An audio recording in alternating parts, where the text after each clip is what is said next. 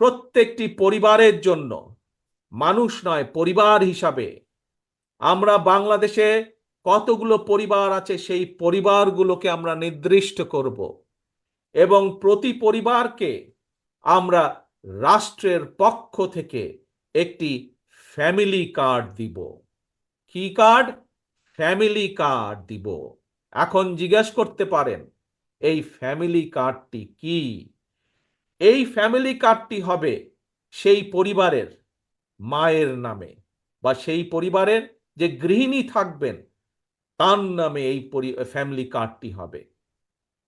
রাষ্ট্রের পক্ষ থেকে আমরা গ্রাম থেকে শুরু করে থানা জেলা পর্যায় পর্যন্ত আমরা প্রত্যেকটি পরিবারকে চেষ্টা করব একটি পরিবারের মাসিক যে প্রয়োজনীয় খাদ্যদ্রব্য যেগুলো প্রয়োজন তার মধ্যে